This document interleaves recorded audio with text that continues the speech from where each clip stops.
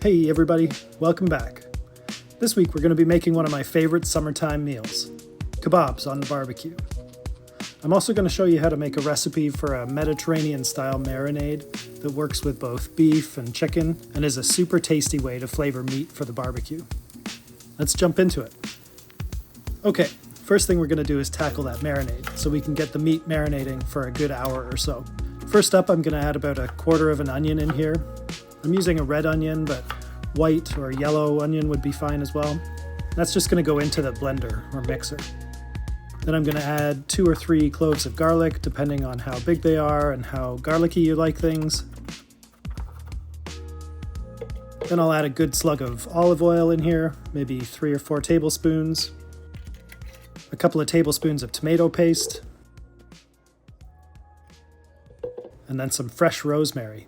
About 1 big sprig, stripped off the stem. You could use dried rosemary here. It's not going to be quite as punchy or as fresh tasting, but would still work in a pinch. And then you want to add some stock, either beef stock or chicken stock. In this case, I'm going to use a little bit of this concentrated beef stock base along with a bit of water to dilute it. Then you add quite a lot of lemon zest.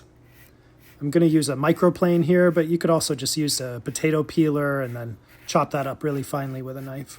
And you want to make sure, of course, that you give the lemon a really good wash if you're going to be using the peel like this. And then a good spoonful of sugar. About the same amount of salt, maybe just a little bit less, depending on how salty your beef stock or chicken stock is. And then finally some cracked black pepper. Then I'll put the blade on the mixer. We'll give this a really good blend to break up all that rosemary and the garlic and onion. Now, like I said earlier, this marinade is awesome on chicken as well as beef, but today we're going to be using it on this beef for our kebabs. This is a cut called a blade steak.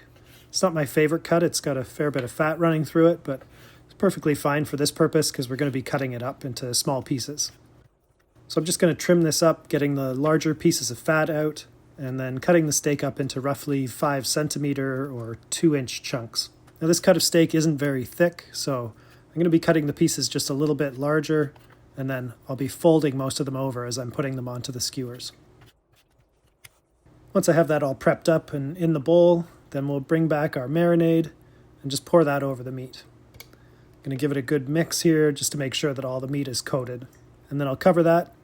We'll put it in the fridge for a good hour or so. If not longer, you could definitely leave this in here for 4, 6, 8 hours. That would be great. Okay, so it's been almost an hour. That's doing its thing in the fridge, and we're going to turn our attention to the rest of the dish. I'm going to cut up some peppers here, and then we're also going to do some pineapple skewers on the barbecue. So I'll cut up these peppers into large chunks that are suitable for putting onto skewers.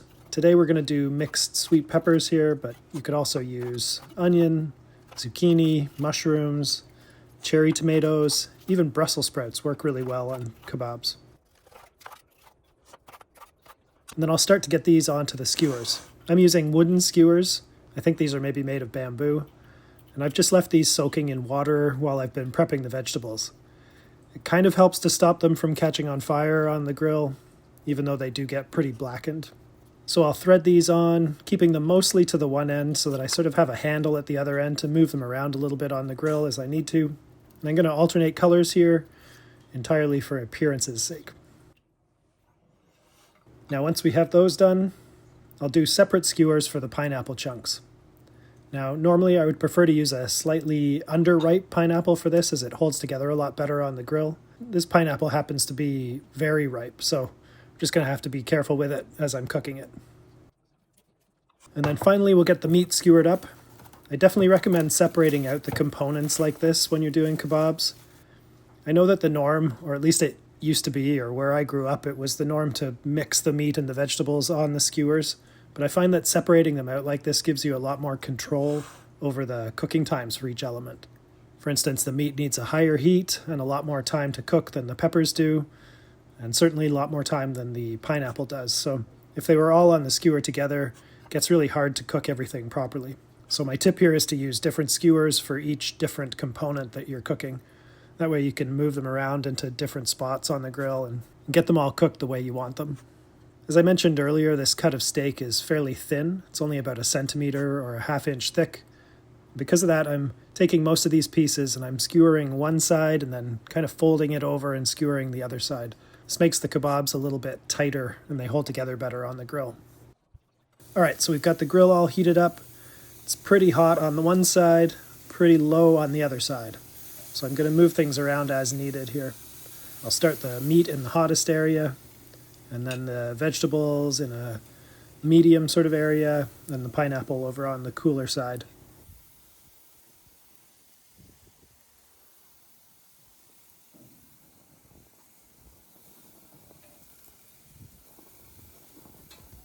I'm also going to take a little bit of that marinade here and spread it on the vegetables. I'll only do this here right at the very beginning, as I want the vegetables to have plenty of time on the grill once they've had a bit of that meat marinade on them, just to make sure that they get cooked adequately.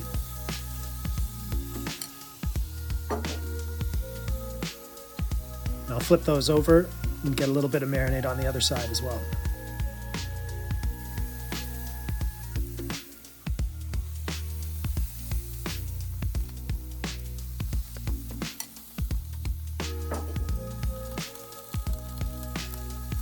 Alright, it's been about 10 minutes here. Things are starting to look pretty good. The meat and the veg are starting to get a little bit of a char on them. And then here we are. Definitely no more than 20 minutes in total, probably closer to 15. We've got a delicious set of kebabs here for dinner. We're just going to eat this with a big salad and a baguette, but you could also cook up some potatoes or rice or French fries to go with this, whatever sort of starch or side dish you'd like. The rosemary and the lemon zest on this really come through in the marinade. It's got a sort of a zingy herbiness that's really summery tasting. Like I said, this is my favorite marinade right now for barbecued meats. Okay, let's take a look at what this meal cost.